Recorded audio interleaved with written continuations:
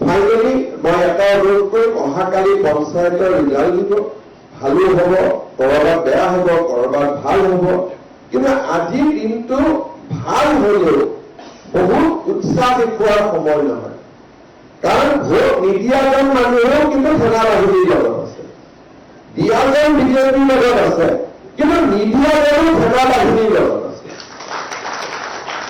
গতিকে আমি ইমানেই সজাগ হ'ব লাগিব যে কালি জিকাৰ পিছত য'ত আমি জিকো, সাধাৰণতে আমি পলিটিকেল পাৰ্টি জিকিলে অলপ ফূৰ্তি কৰাটো এটা স্বভাৱ, অহাকালি টিভিৰ স্ক্ৰীণত আমি সেইটো দেখা পাব নালাগে।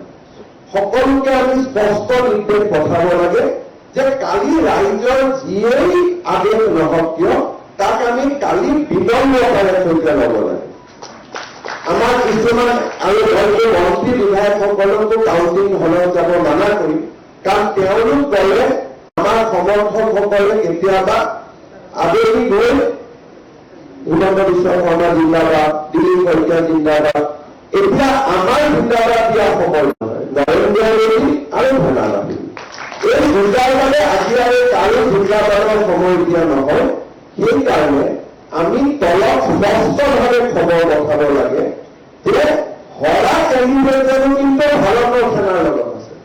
সেইকাৰণে অহাকালি কাউন্টিং হয়, কাউন্টিঙত ভাল বেয়া যি হ'ব হলৰ ভিতৰত হ'ব, যে কোনোবা জিকিব লাগিব, কাউন্টিং হলে কোনোবা জিকিবই, কোনোবা হাৰিবই, আৰু আমি ইলেকশ্যনৰ ৰিজাল্টটো পিছুৱাই থব নোৱাৰো, কাৰণ তেতিয়া মানুহে সন্দেহ কৰিব যে বিজেপিয়ে ৰিজাল্টটো পিছুৱাই দিছে, বাকচত বা কি কৰি দিয়ে। সেইকাৰণে কালিৰ পৰ্বটো আমি যেনে তেনে শেষ কৰিব খুজিছো। আন কি কৰে নকৰে বেলেগ কথা, বিজেপিৰ দায়িত্ব আটাইতকৈ বেছি। গতিকে বিজেপিৰ ৰেছপন্সটো কালি নিজাৰ ৰেছপন্স হ'ব। প্ৰাৰ্থীসকলে জিকিছে, কোনোবা এটা মন্দিৰতে ভগৱানক ধন্যবাদ জনাব, কিন্তু শোভাযাত্ৰা ওলোৱা, শোভাযাত্ৰা ওলোৱাৰ লগে লগে পৰাজিতজনৰ মনটো বেয়া লাগিব। এতিয়া দেশত কাৰো মন বেয়া কৰাৰ সময় নহয়। সেইকাৰণে বিজয়ী আৰু পৰাজয় পৰম্পৰা দুয়োজনে আমাৰ মানুহ। সেইকাৰণে অহাকালি বিজেপিৰ কেণ্ডিডেটসকলে যাতে খুব সংযমেৰে নিজৰ দায়িত্ব পালন কৰে, সিও আমাৰ দায়িত্ব।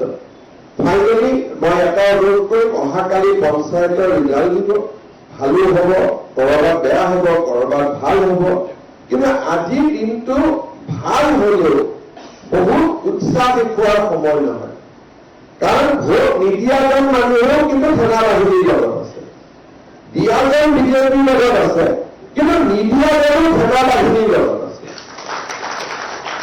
গতিকে আমি ইমানেই সজাগ হ'ব লাগিব যে কালি জিকাৰ পিছত য'ত আমি জিকো, সাধাৰণতে আমি পলিটিকেল পাৰ্টি জিকিলে অলপ ফূৰ্তি কৰাটো এটা স্বভাৱ, অহাকালি টিভিৰ স্ক্ৰীণত আমি সেইটো দেখা পাব নালাগে।